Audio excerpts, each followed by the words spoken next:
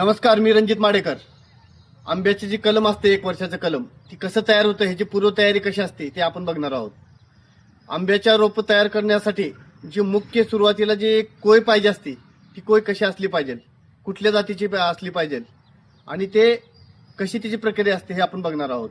आंब्याचे रोप तयार करताना मुख्य लालबाग, सगळ्यात चांगली कोय जर कुठली असेल तर लालबाग कोय आम्ही वापरतो ह्याच्यामध्ये. तर हे कोय बघितल्यानंतर लक्षात येईल, ह्या कोळीचं प्लांटेशन झाल्यानंतर पुढल्या वर्षी ह्याचं रोप तयार होणार आहे. तर हे छोट्या अर्धा किलोच्या बॅगमध्ये पहिल्यांदा हे 2 कोय आम्ही असे एकत्र टाकतो आणि ह्याच्या उगवल्यानंतर ह्याच्यावर आम्ही ड्राफ्टिंग करतो.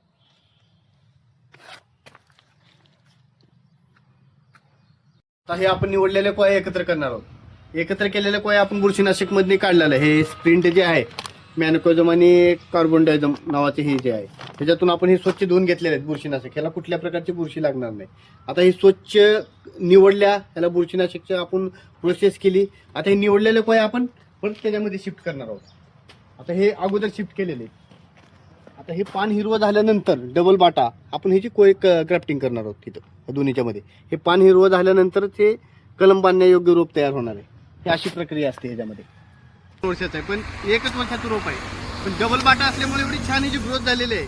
कारण ह्याला दोन्हीकून पॉवर भेटलेली आहे. दोन्ही कोयांची पॉवर ह्याला भेटलेली आहे. 1 वर्षात ह्याची अशी अप्रतिम ग्रोथ झालेली आहे. आपलं रेग्युलर रोप असं व्हायला किमान 1.5 वर्ष लागतं, तर ही 12 महिन्यात असं रोप झालेलं आहे. तर हे एक समान रोप दिसतील तुम्हाला. हे सगळं डबल बाटा आपण. नमस्कार, मी रणजित माडेकर. आंब्याची जी कलम असते 1 वर्षाचं कलम, ती कसं तयार होतं ह्याची पूर्वतयारी कशी असते ते आपण बघणार आहोत. आंब्याच्या रोप तयार करण्यासाठी जी मुख्य सुरुवातीला जी कोय पाहिजे असते ती कोय कशी असली पाहिजे, कुठल्या जातीची असली पाहिजे आणि ते कशी त्याची प्रक्रिया असते हे आपण बघणार आहोत. आंब्याचे रोप तयार करताना मुख्य लालबाग, सगळ्यात चांगली कोय जर कुठली असेल तर लालबाग कोय आम्ही वापरतो ह्याच्यामध्ये. तर हे कोय बघितल्यानंतर लक्षात येईल, ह्या कोळीचं प्लांटेशन झाल्यानंतर पुढल्या वर्षी ह्याचं रोप तयार होणार आहे. तर हे छोट्या अर्धा किलोच्या बॅगमध्ये पहिल्यांदा हे 2 कोय आम्ही असे एकत्र टाकतो आणि ह्याच्या उगवल्यानंतर ह्याच्यावर आम्ही ड्राफ्टिंग करतो.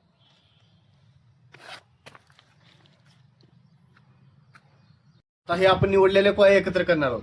एकत्र केलेले कोय आपण बुरशीनाशक मधने काढलेलं आहे. हे स्प्रिंट जे आहे, मॅनकोझम आणि कार्बोनडायझम नावाचे हे जे आहे, ह्याच्यातून आपण हे स्वच्छ धुवून घेतलेले आहेत बुरशीनाशक. ह्याला कुठल्या प्रकारची बुरशी लागणार नाही. आता हे स्वच्छ निवडल्या, ह्याला बुरशीनाशकची आपण प्रोसेस केली. आता हे निवडलेले कोय आपण परत त्याच्यामध्ये शिफ्ट करणार आहोत. आता हे अगोदर शिफ्ट केलेले. आता हे पान हिरवं झाल्यानंतर डबल बाटा आपण हे